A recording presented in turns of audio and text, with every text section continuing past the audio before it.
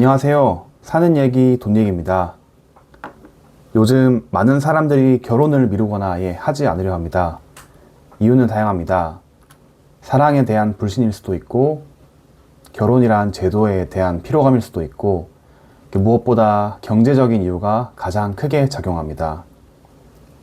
오늘은 그런데 조금 냉정하게 이 감성이 아닌 현실적으로 결혼을 바라본다면 어떻게 이야기가 흘러갈지 한번 이야기를 해보도록 하겠습니다.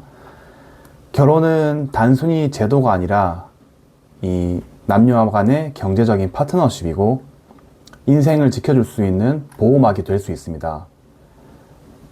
대한민국 직장인의 평균 월급은 세후 월 300만 원 안팎입니다. 이 돈으로는 집세와 생활비, 교통비와 보험료를 내고 나면 저축이 거의 불가능하다고 봐야죠. 남는 돈이 100만 원도 채 안 되는 경우가 대부분이기 때문인데요. 이렇게 혼자 힘으로는 자산을 축적하기가 매우 어려운 게 현실입니다. 하지만 결혼해서 맞벌이를 한다면 상황은 완전히 달라집니다. 이 두 사람이 벌어들이는 소득이 단순히 2배가 되는 것뿐만 아니라 생활비까지 합쳐지면서 효율성이 배로 올라가게 되죠. 혼자 살 때 월세와 관리비로 200만 원이 들었다면 둘이 함께 살 때는 러프하게 300만 원 정도로 충분합니다. 결국 부부는 혼자보다 훨씬 많은 돈을 저축하고 투자에 사용할 수 있게 됩니다. 이 차이는 자산 형성 속도에서 극명하게 드러납니다. 국토교통부 자료에 따르면 서울 아파트 평균 매매가는 12억 원을 넘어섰습니다. 이 수도권 아파트도 7억대이죠. 단순하게 계산해서 혼자 월 100만 원씩 저축했을 때 저희가 집을 구매하는데 100년이 걸립니다. 사실상 불가능에 가깝습니다. 하지만 부부가 각각 100만 원씩만 모아도 1년에 2,400만 원이 모이고 10년이면 2억 4천만 원이 됩니다. 여기에 대출이나 각종 혜택을 활용하면 내 집 마련의 가능성은 현실이 됩니다. 실제 통계청 조사에서도 맞벌이 가구의 평균 순자산은 외벌이 가구보다 1.7배 높게 나타납니다. 결혼은 이렇게 감정적인 선택을 넘어 가장 강력한 경제적인 전략이 될 수 있습니다. 또한 결혼은 인생의 리스크를 분산해 줍니다. 누구나 살면서 실직이나 질병, 사고 같은 예기치 못한 위기를 맞이합니다.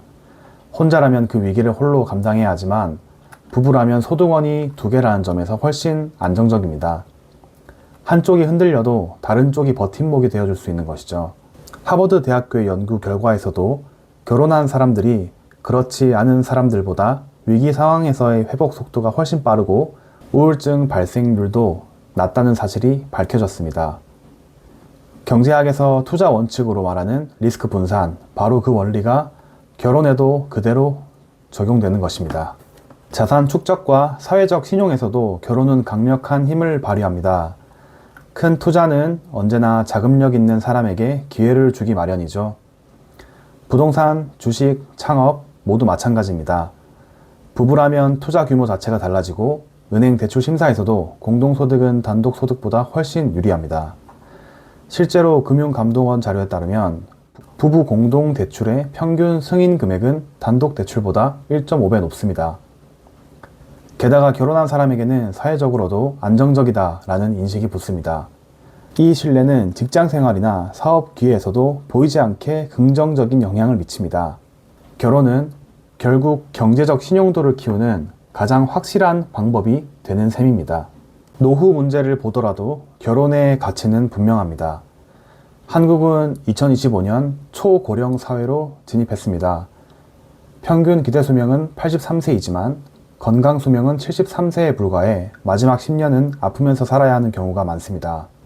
통계청 자료에 따르면 1인 가구 노인의 빈곤율은 무려 70%를 넘지만 부부 가구는 그 절반 수준입니다.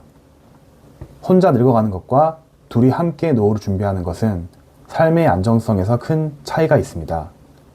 결국 결혼은 개인의 문제가 아니라 사회적 비용을 줄이고 삶의 지속 가능성을 높이는 방법이기도 합니다. 물론 결혼이 장밋빛 미래만 보장하는 것은 아닙니다. 분명한 리스크도 존재하죠. 첫째는 경제적 부담입니다. 결혼식, 주택 마련, 자녀 양육비는 엄청난 부담으로 다가옵니다. 보건사회연구원에 따르면 아이를 한 명 키우는 데 드는 평균 비용은 3억 원 이상이라고 하죠. 둘째는 갈등입니다. 서로 다른 가치관과 생활 습관이 부딪히면서 부부 간의 갈등이 생길 수밖에 없습니다. 셋째는 실패의 가능성입니다.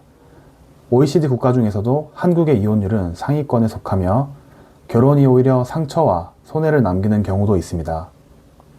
그럼에도 불구하고 결혼이 여전히 의미 있는 이유는 리스크가 있음에도 불구하고 얻을 수 있는 안정성과 기회가 훨씬 크기 때문입니다. 투자에서도 리스크가 따르지만 그 리스크를 감수해야 수익을 얻을 수 있듯 결혼도 마찬가지입니다. 결혼은 감성의 문제가 아니라 인생의 전략입니다.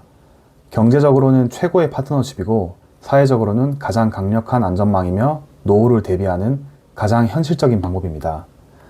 물론 결혼이 반드시 정답은 아닙니다. 하지만 냉정하게 따져보면 혼자 살아가는 것보다 결혼이 가져다주는 안정성과 가능성은 훨씬 큽니다. 사랑이 없어도 살아갈 수는 있습니다. 그러나 경제적 동반자가 없는 삶은 훨씬 더 불안정합니다.